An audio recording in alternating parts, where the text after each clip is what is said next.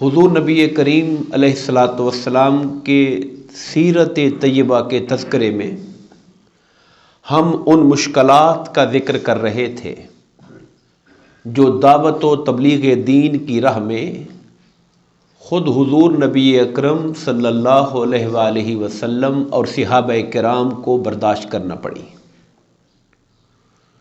آج سب سے پہلے جس بات سے ہم آغاز کریں گے وہ حضرت سیدنا ابو بکر صدیق رضی اللہ تعالیٰ عنہ 22 جمادی الثانی ان کی نسبت سے بھی وصال پاک کے حوالے سے تو میں حصول برکت کے لیے سیرت طیبہ کا وہ واقعہ شروع کرتا ہوں جس کا تعلق حضرت سیدنا صدیق اکبر رضی اللہ تعالیٰ عنہ کے ساتھ ہے۔ آپ فرماتے ہیں کہ 38 کے قریب افراد اسلام قبول کر چکے تھے، ابھی 40 کا عدد پورا نہیں ہوا تھا کہ میں نے آقا کی بارگاہ میں اس بات کا خواہش کا اظہار کیا کہ یا رسول اللہ آپ اجازت دیں ہم حرم میں چلیں اور حرم میں چل کر ہم وہاں پر نماز پڑھیں اور اسلام کی دعوت دیں۔ حضور نبی کریم علیہ الصلاۃ والسلام نے فرمایا کہ ابو بکر ابھی حالات ہمارے لیے سازگار نہیں ہیں، کمزور ہیں، مگر آپ کا بہت اصرار تھا، شوق تھا، اور یہ شوق کیوں پیدا ہوتا ہے؟ محبوب کی محبت شوق جگاتی ہے کہ میرے محبوب کے نام کا ڈنکا بجنا چاہیے۔ ہم چھپ کے کمرے میں دار ارقم میں کیوں بیٹھے ہوئے ہیں، حرم میں کیوں نہ آواز جا کے بلند کریں؟ وہ جب عشق اندر سے بھانبڑ مچاتا ہے تو مصلحتوں کو بالائے طاق رکھ دیتا ہے۔ تو ان کے اصرار کو دیکھ کر سرکار نے کہا چلو چل پڑتے ہیں۔ یہ 38 کے قریب لوگ آئے اور حرم میں آ کر دائیں بائیں ٹولیوں کی شکل میں آ کے بیٹھ گئے۔ حضرت سیدنا صدیق اکبر رضی اللہ تعالیٰ عنہ فرماتے ہیں کہ میں کھڑا ہوا لوگوں کو اسلام کی اور حضور کی طرف دعوت بلانے کے لیے۔ اس اعتبار سے علماء سیر نے حضرت ابوبکر صدیق رضی اللہ تعالیٰ عنہ کو اصحاب کرام میں پہلا خطیب اسلام لکھا ہے، پہلے خطیب اسلام صحابہ کرام میں، کہ جنہوں نے کھڑے ہو کر لوگوں کو خطبہ دیا اور دعوت دی اللہ پر اور حضور نبی کریم علیہ الصلاۃ والسلام پر ایمان لانے کی۔ حرم میں پہلی بار جب یہ آواز بلند ہوئی، وہ تو پہلے ہی تپے ہوئے تھے کہ ہمارے گھر گھر کا بندہ بندہ چھین کے یہ لے کے جا رہے ہیں، اور اب انہیں اتنی جرأت آ گئی ہے کہ حرم میں ہم سارے سرداروں کی موجودگی میں کھڑے ہو کر اپنی اللہ اور اس کے رسول کی، اللہ کی توحید اور حضور کی رسالت کی گواہی دے رہے ہیں اور اپنا اعلان کر رہے ہیں۔ دھاوا بول دیا سرداروں نے حضرت سیدنا صدیق اکبر رضی اللہ تعالیٰ عنہ کی ذات بابرکات پر، اور اس قدر شدید تشدد کیا کہ شاید الفاظ میں لانا ممکن نہ ہو۔ آپ کو نیچے گرا دیا اور گرا کر پھر جس کے ہاتھ میں جو کچھ تھا، کوئی ڈنڈا تھا، جو کچھ تھا، وہ مارنے لگا آپ کو۔ اور ان میں عتبہ بن ربیعہ کے بارے میں ذکر آتا ہے کہ یہ وہ بدبخت انسان تھا، اس نے کوئی بھاری جوتا پہنا ہوا تھا اور جوتے سے آپ کے چہرہ انور پر ضربے مارتا رہا، اور اس قدر تشدد ہوا کہ چہرہ انور اتنا سوج گیا کہ سوجن میں ناک نظر نہیں آتا تھا۔ آپ اندازہ کر سکتے ہیں کہ کس حد تک تشدد کیا انہوں نے۔ یہ بات کہنا آسان ہے، تصور کرے تو انسان کانپ اٹھتا ہے کہ اس طرح کا تشدد، یہاں تک کہ آپ بے ہوش ہو گئے اور وہ اس وقت تک مارتے رہے کفار جب تک کہ وہ اپنی دانست میں سمجھے کہ اب یہ مر گئے ہیں، یعنی انہیں اپنی طرف سے مرا ہوا چھوڑ کر انہوں نے تب جا کے ان کو چھوڑا۔ آپ کا قبیلہ بنو تیم تھا، یا بنو تمیم بھی کہا جاتا ہے۔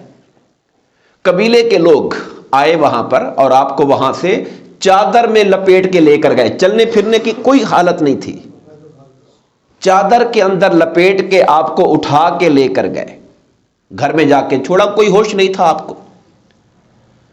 تو قبیلے والوں نے اپنی جو قبائلی عصبیت ہوتی ہے کہ ہمارے قبیلے کے بندے پر ظلم کیا، فلاں قبیلے والوں نے، انہوں نے حرم میں آ کر کہا کہ اگر ابو بکر اس حملے میں مارے گئے، شہید ہو گئے، تو ہم نے عتبہ بن ربیعہ کو ذبح کر دینا ہے، یعنی ایک باقاعدہ حرم میں آ کے اعلان کر کے اگر ہمارا بندہ مر گیا تو ہم نہیں چھوڑیں گے۔ یہ قبیلے کی جو باہمی ایک تعلق داری ہوتی ہے خاندانی، اس بنا پر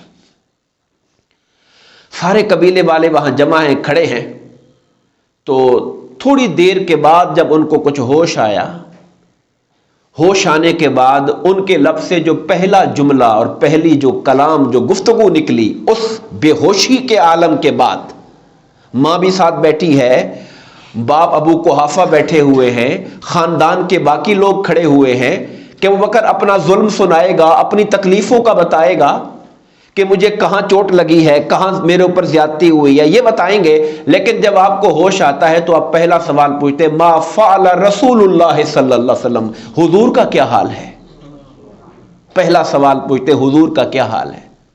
یہ سننا تھا کہ جو کافر رشتہ دار کھڑے تھے وہ ملامت کرتے ہوئے چلے گئے، یار دیکھو ہمیں اس کی پڑی ہے، اسے پتہ نہیں کس کی پڑی ہے، ہم اس کے پیچھے مارے مارے پھر رہے، لڑائی مارا ماری ہونے والی تھی، اور یہ ان کو اپنا خیال ہے ہی نہیں۔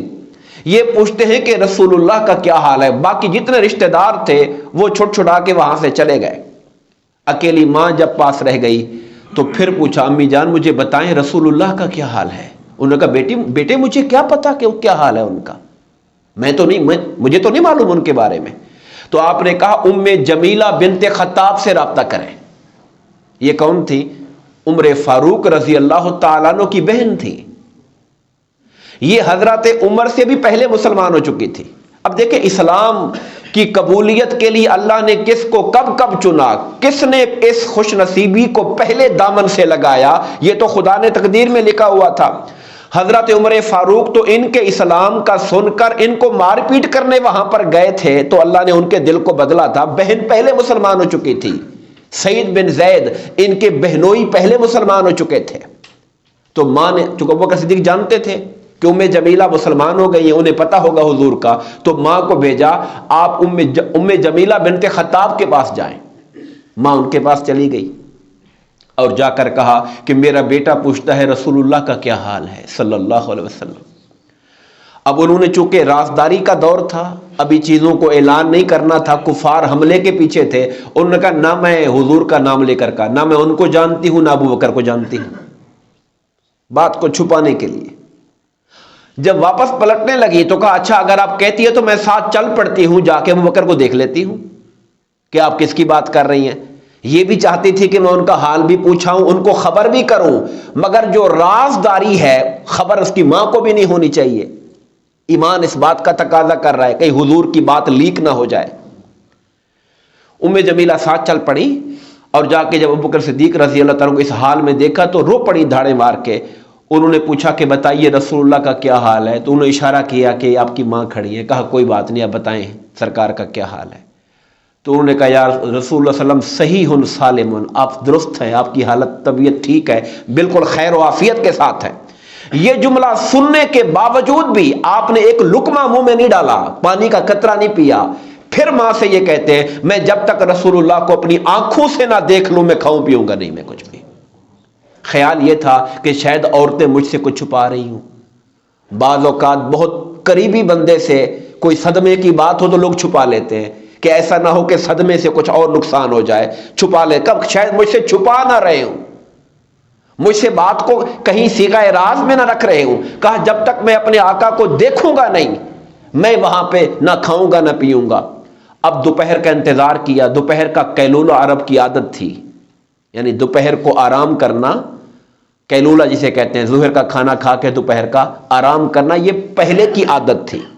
یہ ہمارے زمانے کے اندر چیزیں بدل گئی، ٹائم ٹیبل تباہ ہو گئے، مگر سرکار کی بھی سنت تھی اور آقا سے پہلے عرب کے اندر بھی یہ رواج تھا۔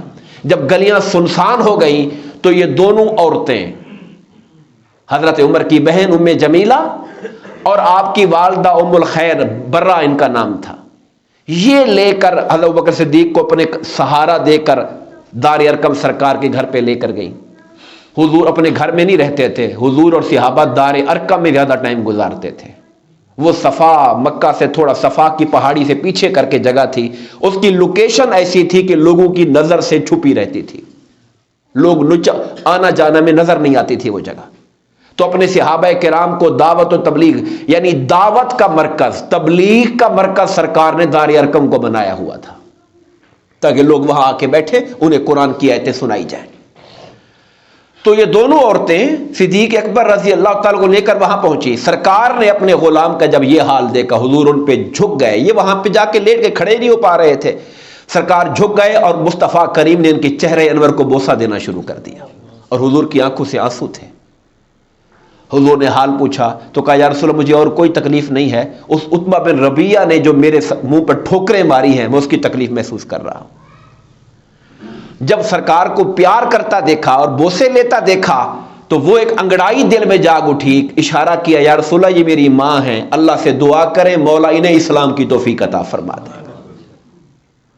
دیکھیے انسان کے دل میں ایمان کی محبت، ایمان کی صداقت، آخرت کی چاہت جب دل میں رچ جاتی ہے تو پھر انسان کا من کرتا ہے کہ جو میرے سب سے پیارے ہیں انہیں یہ دولت سب سے پہلے مل جانی چاہیے.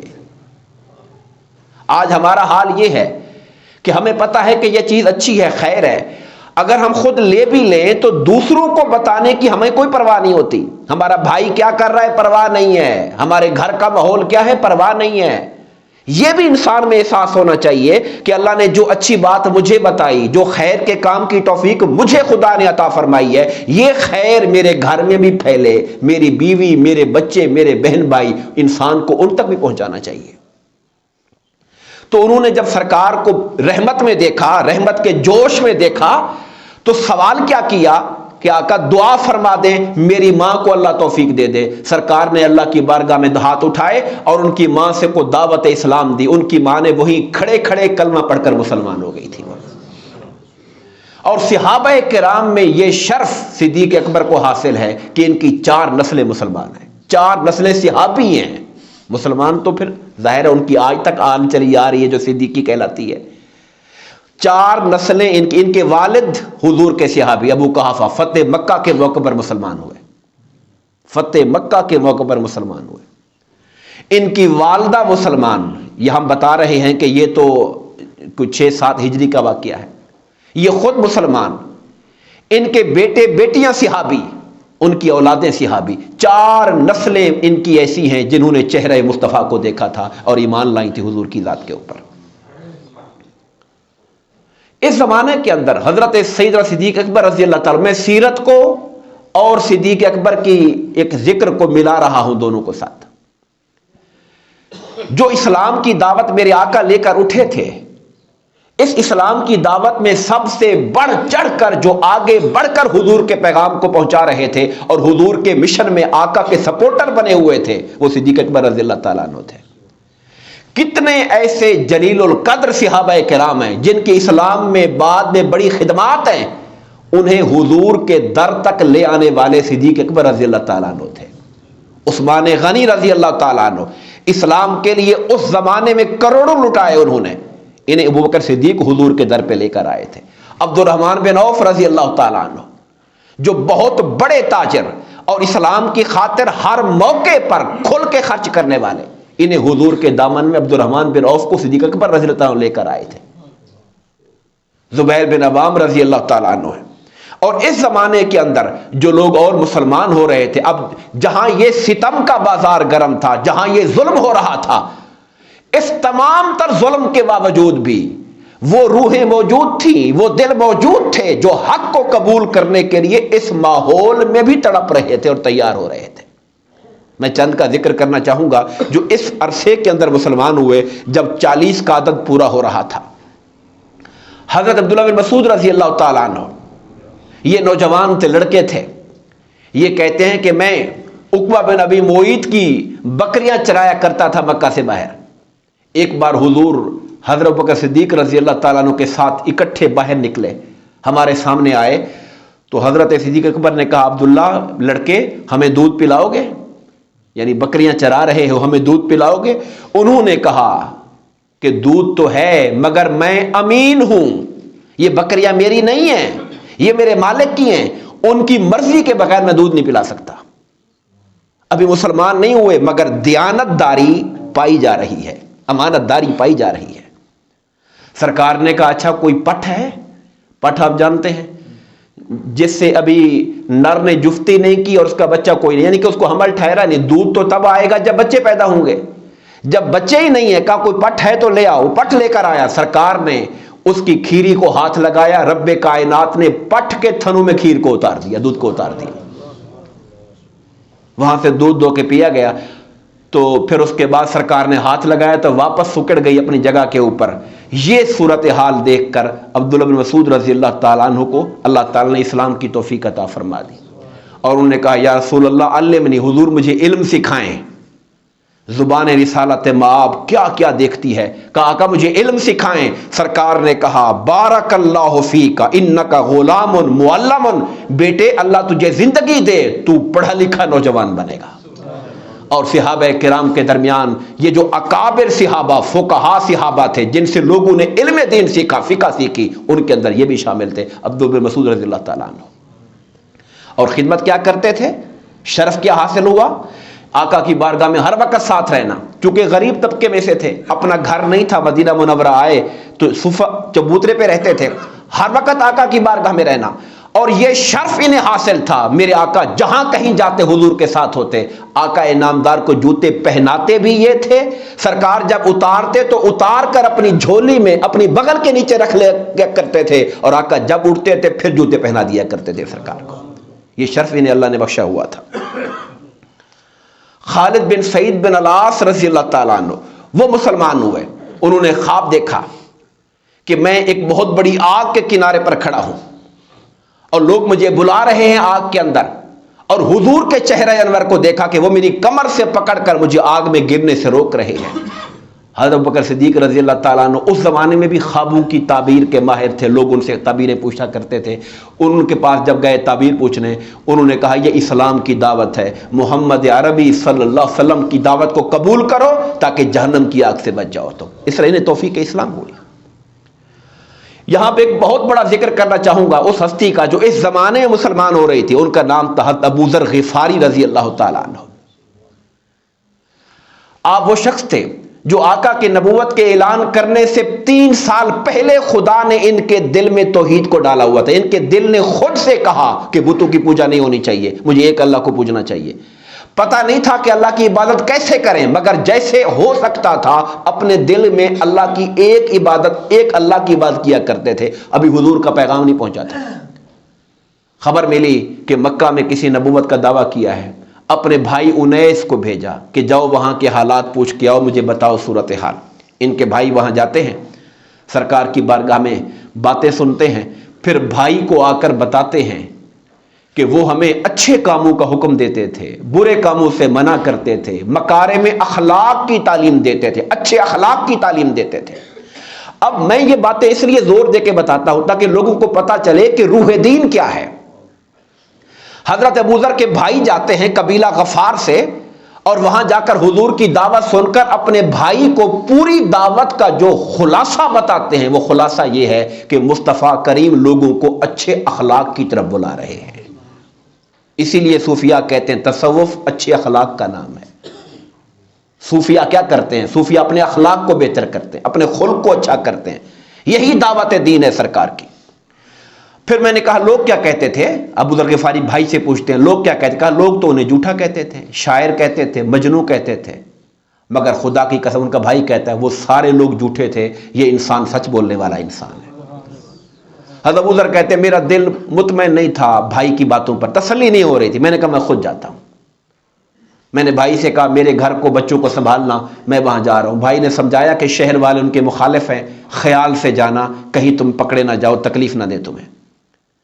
یہ کہتے وقت پہنچا میں، اب میں نے سرکار کو دیکھا نہیں تھا، اور سرکار کی دعوت بھی ابھی اتنی اعلانیہ نہیں ہو رہی تھی کہ لو آپ سامنے آئیں تو پہچان جاؤں کہ حضور ہیں یہ، اور کسی سے پوچھتا بھی نہیں تھا کہ مخالف زیادہ تھے، حمایتی کم تھے، کس سے پوچھوں میں، کیسے پتہ کروں؟ خیر میں نے سوچا کہ میں جلدی نہیں کرتا، آرام سے ڈھونڈتا ہوں ان کو۔ سارا دن میں حرم بیٹھا رہا، آنے جانے والوں کو دیکھتا رہا، رات کا وقت آ گیا۔ اب رات کو میں تیاری کرنے لگا سونے کی، حرم میں حضرت علی مرتضیٰ رضی اللہ تعالی عنہ، کتنی عمر ہوگی آپ کی اس وقت؟ 10-11 سال کے تھے جب سرکار نے اعلان نبوت کیا، اگر یہ 6واں سال بھی ہو تو تب آپ 16-17 سال کے ہوں گے۔ کہتے ہیں وہ حرم سے گزرے، نگاہ ڈالی، مجھ پہ نگاہ پڑی تو سوچا کوئی مہمان آیا ہوا ہے جو حرم میں سونے کی تیاری کر رہا ہے، تو کہا چلو آج میرے مہمان بنو، میرے گھر چلو۔ حضرت علی مجھے اپنے گھر لے کر گئے، کوئی بات مجھ سے نہیں کی رستے میں انہوں نے، نہ میں نے کچھ پوچھا۔ میں اس لیے نہیں پوچھتا تھا کہ پتہ نہیں کون بندہ ہے، وہ بھی نہیں پوچھ رہے تھے کہ بھئی جب تک خود نہ بتائے آنے کا مقصد، میں ایسے کیا ان سے پوچھوں۔ خیر میں نے رات وہاں گزاری، صبح اٹھ کے پھر حرم آ گیا، اپنے کام میں مگن کے دیکھوں، انتظار کروں کہ وہ ہستی کون ہے، ان سے ملوں۔ سارا دن گزر گیا، پھر رات کا ٹائم آ گیا، میں حرم میں سونے کی تیاری کرنے لگا، شاہ مرداں، شاہ خوباں علی مرتضیٰ پھر وہاں پہ آ گئے، اور پھر مجھے کہا میرے گھر مہمان بنو، پھر مجھے لے کر گئے، میں گھر ان کو ٹھہرا، بات چیت ہم نے کوئی نہیں کی اصل مسئلے پر، اصل بات میں نے نہیں پوچھی ان سے۔ پھر تیسرا دن میں نے حرم میں گزارا، پھر رات کا ٹائم آ گیا، علی مرتضیٰ پھر آ گئے، کہا لگتا ہے مسافر کو ابھی منزل نہیں ملی، لگتا ہے مسافر کو منزل نہیں ملی ابھی، چلے آپ میرے گھر ٹھہرے۔ وہ کہتے پھر انہوں نے مجھ سے پوچھ ہی لیا کہ آپ یہاں کس لیے آئے ہوئے، خیر ہے؟ تو میں نے ان کو تسلی پہلے کروائی کہ آپ میرا راز رکھیں گے، کسی کو بتائیں گے تو نہیں؟ تو انہوں نے کہا میں رازدان ہوں آپ کا، بتائیے۔ تو بتایا کہ وہ جنہوں نے نبوت کا دعویٰ کیا ہے میں ان کی زیارت کرنے کے لیے آیا ہوا ہوں۔ تو انہوں نے کہا آپ پریشان نہ ہوں، آپ منزل پر پہنچ گئے ہیں۔ تو کہا اب سرکار کی بارگاہ میں لے جانا تھا۔ حضرت علی باہر کے بندے کو کھل کے نہیں لے کے جا رہے تھے، کہا میں آگے آگے چلوں گا تو میرے پیچھے پیچھے چلنا، کوئی بندہ رستے میں اگر آ گیا تو میں ایسے رکوں گا جیسے جوتے کا تسمہ خراب ہو گیا، میں تسمہ ٹھیک کرنے لگا ہوں، آپ آگے نکل جانا، لوگ فیل نہ کریں کہ میرے ساتھ آپ جا رہے ہیں، میں آپ کو لے جاؤں گا مگر ایسے محسوس ہوگا کہ آپ اور میں ایک دوسرے کو جانتے نہیں ہیں، تاکہ آپ کو کوئی تکلیف نہ پہنچائے بعد میں، آپ پردیسی ہیں، مسافر ہیں یہاں پر۔ اس طرح وہ ان کو حضور کی بارگاہ میں لے کر گئے۔ حضرت غفاری کہتے ہیں میں نے حضور سے پوچھا اسلام کیا ہے، سرکار سے دعوت لی ساری، اور میں نے اسی لمحے آقا کے دست اقدس پر اسلام قبول کیا، میں نے بیعت کی سرکار کی اسلام پر، اور سرکار نے بیعت لیتے ہوئے اسلام کی مجھے یہ خاص طور پہ دو باتوں کی بیعت لی، اللہ تاخذہ فی اللہ لومۃ لائم، ابو ذر وعدہ کرو کہ اللہ کی راہ میں کسی ملامت کرنے والے کی ملامت سے نہیں ڈرو گے۔ یہ جملہ یاد رکھنے والا ہے، جب انسان راہ خدا پہ چلتا ہے، نیکی کا کام کرتا ہے، خیر کا کام کرتا ہے، لوگ 100 باتیں کرتے رہیں، پھر لوگوں کی ملامت کی پرواہ نہیں کرنی۔ میں اس کی مثال ایسے دیتا ہوں، آج کوئی ارادہ کرتا ہے کہ میں داڑھی رکھوں تو گھر میں شور ہو جائے گا، جی مولوی صاحب بن گئے ہو، کیا بن گئے ہو، ابھی تمہاری عمر ہی کیا ہے، فلاں ہے، کا لوگ ملامت کرتے رہیں گے، مگر خیر کا جو ارادہ کیا ہے ملامت کرنے والے کی پرواہ نہیں کرنی۔ پھر ایک وعدہ مجھ سے حضور نے یہ لیا، اور دوسرا فرمایا کہ حق اور سچ بات کہتے رہنا بھلے کتنی کڑوی کیوں نہ ہو۔ ان دو باتوں کا مجھ سے وعدہ لے لیا، اور پھر آقا نے مجھے فرمایا ابو ذر ابھی حالات ٹھیک نہیں ہیں، تم اپنے شہر چلے جاؤ واپس، ہم جب کامیاب ہو جائیں گے ہم تمہیں بلا لیں گے، ہمارے پاس آ جانا۔ کہنے لگے آقا میں چلا تو جاتا ہوں مگر میرا دل نہیں مانتا جب تک میں مکہ والوں میں اپنے ایمان کا اعلان نہ کر کے جاؤں، میں ان کو بتا کے جاؤں گا۔ اب سرکار ہر ایک کو سمجھا رہے ہیں کہ یہ کام مشکل ہے، اپنے لیے مصائب کھڑے ہوں گے، مگر عشق جو ہے وہ کہتا ہے کہ میں اعلان کروں کہ میں غلام ہو گیا ہوں مصطفیٰ کا، میں ان کے دست بیعت ہو گیا ہوں ان کا۔ میں انہوں نے بھی اصرار کیا، حرم میں گئے اور جا کے نعرہ لگا دیا اشہد ان محمد رسول اللہ، میں گواہی دیتا ہوں محمد مصطفیٰ اللہ کے رسول ہے۔ بس یہ سننا تھا کہ چڑھ دوڑے عرب ان کے اوپر کفار، جس کے ہاتھ میں پتھر آیا، ڈنڈا آیا، جوتا آیا، اس قدر تشدد کیا کہ حضرت عباس رضی اللہ تعالیٰ عنہ جب بھی مسلمان اپنے اسلام کا اعلان نہیں کیا تھا تو وہ آگے آئے اور انہوں نے کہا اس کو جانتے ہو یہ کون ہے؟ یہ قبیلہ غفار کا بندہ ہے، جہاں سے تمہارے تجارتی قافلوں کا رستہ گزرتا ہے، اگر تم نے اس کو بانٹ ڈالا تو پھر تمہاری تجارت محفوظ نہیں رہے گی۔ تو اپنی تجارت کے ڈر سے انہوں نے ان کو چھوڑ دیا پھر، اور اس طرح ابو ذر غفاری رضی اللہ تعالیٰ عنہ وہاں سے چلے گئے۔ مکہ والے یہ سارے حالات دیکھ رہے تھے۔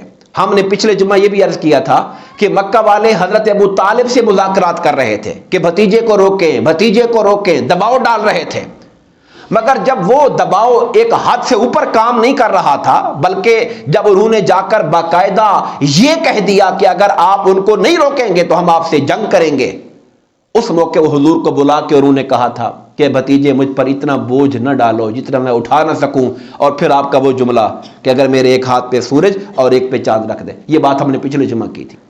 یہ ساری صورتحال کے بعد اب انہوں نے سوچا، ان کے ایک سردار تھے عتبہ بن ربیعہ، انہوں نے کہا اگر اپنی قوم سے کہا، سرداروں سے، اگر اجازت دو تو میں محمد سے ڈائریکٹ بات نہ کروں صلی اللہ علیہ وسلم۔ پہلے ہم چچا سے بات کرتے رہے کہ ان کو روکے روکے، چچا نہیں روک رہے، کیا پتا یہ چچا کی بات میں نہ ہوں، نہ مانتے ہوں، ہم ان سے ڈائریکٹ نہ بات کر لیں، اگر آپ لوگ کہیں تو میں خود جا کے بات کرتا ہوں۔ انہوں نے کہا عتبہ کرو تم بات جا کے۔ یہ عتبہ حضور کے پاس پہنچا، کہا بھتیجے میں آپ سے کچھ کہنا چاہتا ہوں۔ آپ نے کہا جی فرمائیے، میں آپ کی بات سننے کے لیے تیار ہوں۔ تو کہنے لگے بتائیے، مجھے بتائیے کہ یہ جو کام آپ کر رہے ہیں، دن رات لگے ہوئے ہیں، مصیبتیں، پریشانیاں، تکلیفیں، پروپیگنڈا، ظلم، آپ کے صحابہ برداشت کر رہے ہیں، آپ کا مقصد کیا ہے؟ آپ کو مال و دولت چاہیے، پیسہ چاہیے، تو ہم سارے مل کے پیسہ اکٹھا کر کے آپ کو دیتے ہیں۔ مکہ میں اتنا امیر کوئی نہیں ہوگا جتنا امیر ہم آپ کو بنا دیں گے۔ آپ اس لیے کام کر رہے ہیں۔ اب دنیا کے اندر جو لوگ کام کرتے ہیں، شاید دنیا داروں کا خیال یہ ہو کہ ہر کوئی پیسے کے پیچھے دوڑا ہوا ہے، لوگوں کو عہدہ چاہیے، سیٹ چاہیے، لوگوں کو منصب چاہیے، لوگوں کو دنیا کے اندر حکومت چاہیے۔ انہوں نے بھی یہی سوچا تھا، کہا حضور کو کہا کہ آپ کو ساری محنت سے چاہیے کیا؟ پیسہ چاہیے تو ہم سارے پیسہ اکٹھا کر کے دیتے ہیں، آپ پورے مکہ میں سب سے زیادہ امیر ہو جائیں گے، مگر یہ کام چھوڑ دیں، ہمارے بتوں کو برا نہ کہیں، ایک خدا والی بات چھوڑ دیں۔ اور اگر آپ کو سرداری اور بادشاہت کی خواہش ہے، اگرچہ ہم مکہ والے کسی کو بادشاہ نہیں بناتے، مگر آپ کو ہم باقاعدہ اپنا بادشاہ بنا لیتے ہیں، آپ یہ کام چھوڑ دیں، ان چیزوں کا ذکر نہ کریں۔ اور اگر آپ کا ارادہ کسی اچھے گھر میں خوبصورت عورت لڑکی سے شادی کرنا ہو تو ہم عرب کی سب سے حسین عورت سے آپ کی شادی کرا دیتے ہیں۔ اور اگر آپ پر کوئی معاذ اللہ استغفر اللہ کوئی جنات کا، کوئی آسیب کا سایہ ہے تو ہم بڑے بڑے ماہر بلا کے آپ کا علاج کرواتے ہیں۔ اب بتائیں بات کیا ہے؟ آپ کیوں لگے ہوئے اس کام کے پیچھے؟ سارا شہر آپ کے خلاف ہو گیا، آپ کا خاندان، بنو ہاشم کے لوگ، قبیلہ قریش کے لوگ، عرب سارا مخالف ہے، ہر کوئی اپنی طرف سے تانا زنی کر رہا ہے، اور آپ دیوانہ بار لگے ہوئے۔ اگر کوئی ذہنی معاذ اللہ استغفر اللہ کوئی مسئلہ ہے بتائیں، ہم علاج کرواتے ہیں آپ کا۔ یہ بات کہہ کر جب وہ چپ ہوا تو حضور نے پوچھا آپ نے اپنی بات کہہ لی؟ انہوں نے کہا جی کہہ لی۔ کہا میں کچھ سناؤں آپ کو اپنی بات؟ کہا سنائیں۔ تو میرے آقا نے سورہ حامیم السجدہ کی آیتیں تلاوت کرنا شروع کی۔ سورہ حامیم السجدہ، وقت نہیں ہے کہ میں ترجمہ کروں، برکت کے لیے پڑھ دیتا ہوں۔ اعوذ باللہ من الشیطان الرجیم، حامیم تنزیل من الرحمن الرحیم۔ یہ کلام ہے رحمان و رحیم رب کا اتارا ہوا۔ اب اس کی ساری تقریر کا جواب حضور اپنی زبان میں نہیں دے رہے کہ نہیں مجھے پیسہ نہیں چاہیے، مجھے حکومت نہیں چاہیے، یہ نہیں چاہیے۔ سرکار نے کوئی بات ہی نہیں کی، سرکار نے اس کے ساری تقریر کے جواب میں قرآن کی آیتیں پڑھ کے سنا دی ان کو۔ یہ رحمان و رحیم کا اتارا ہوا قرآن ہے، وہ کتاب ہے جس کی آیتوں کو کھول کھول کر بیان کیا گیا، جو قرآن ہے عربی زبان میں، تاکہ تم جانو۔ اور میں اللہ کی طرف سے خوشخبری دینے والا، ڈر سنانے والا بنا کے آیا ہوں۔ اکثر لوگوں نے منہ پھیر لیا، کہتے ہمارے دلوں پر غلاف چڑھے ہوئے ہیں، ہماری کانوں میں ڈانٹ لگے ہوئے ہیں، ہمیں آپ کی آواز ہی نہیں آتی، ہمارے دل میں گھستی نہیں ہے۔ آخر چلتے چلتے وہ آیت کریمہ آ گئی، اے حبیب کریم ان سے کہہ دو اگر تم نے منہ پھیر لیا اور اس دعوت کو قبول نہ کیا تو میں تمہیں ڈرا رہا ہوں، جیسے اللہ نے قوم عاد و سمود پر عذاب بھیجا تھا، ایسی عذاب کی کڑک تم پر بھی آ جائے گی۔ جب یہ جملے کہے عتبہ نے حضور کے منہ پہ ہاتھ رکھا، بھتیجے بس بس اور بات نہ کرنا۔ ان کو بھی یقین تھا جو منہ سے نکال دیتے ہیں وہ ہو جاتا ہے ایسے، تو اس نے اپنا ہاتھ حضور کے منہ پہ رکھا، بس بس اور بات نہ کرنا۔ یہ باتیں سن کر واپس گیا۔ لوگوں نے جب عتبہ کو آتا دیکھا تو آتے ہوئے چہرہ دیکھ کر کہا یہ جو چہرہ لے کر گیا تھا وہ چہرہ لے کر واپس نہیں آ رہا، تبدیلی آ گئی اس میں۔ تو اس نے ان سے جا کر کہا کہ میں نے ان کی باتیں سنی ہیں، خدا کی قسم نہ یہ شاعری ہے، نہ یہ جادو ہے، نہ کہانت ہے، یہ ایسی کوئی بات بھی نہیں ہے۔ اور کہنے لگے مکہ والو میں ایک بات تم سے کہتا ہوں، اگر تم مان لو تو تم ان کا پیچھا چھوڑ دو، ان کے ساتھ لڑائی جھگڑا چھوڑ دو، ان کو چھوڑ دو دنیا کے لیے، تم چپ ہو جاؤ، انہیں دنیا کا سامنا کرنے دو، یہ پورے عرب کے پاس جائیں گے۔ اگر سارے عرب نے ان کے پاس جب جائیں گے، لوگوں نے اگر معاذ اللہ ان کو قابو کر لیا، ان کو ہرا دیا تو جو ہم چاہتے ہیں وہ حاصل ہو گیا۔ اور اگر یہ پورے عرب کو ہرا دیں اور ان کا کلمہ غالب ہو جائے تو پھر ان کی عزت ہماری عزت ہوگی نا. پھر عتبہ نے بات بڑی پتے کی تھی کافر ہو کر کہ تم ان کا پیچھا چھوڑو، چھوڑ دو جھگڑا، خاندان کی آدھے آپس میں کیوں لڑتے رہے، ان کو دنیا پہ چھوڑ دو. اگر دنیا نے ان کو معاذ اللہ نقصان پہنچایا تو جو ہم چاہتے ہیں وہ ہو گیا. اگر انہوں نے دنیا کو نیچے کر کے اپنا کلمہ اونچا کر دیا تو عزت تو ہماری بنے گی نا، ہمارے خاندان کے بندے ہیں. لوگوں نے کہا لگتا ہے عتبہ پر بھی جادو چل گیا ہے، یہ بھی نہیں مانا. بہرحال انہوں نے ہر بات کو قبول کرنے سے انکار کیا. ہم اس پر انشاءاللہ مزید بات آنے والے جمعہ میں کریں گے. اللہ تبارک و تعالی آقا کریم علیہ الصلوۃ والسلام کی سیرت طیبہ کو پڑھنے سمجھنے کی توفیق عطا فرمائے. آمین. وما علینا الا البلاغ المبین.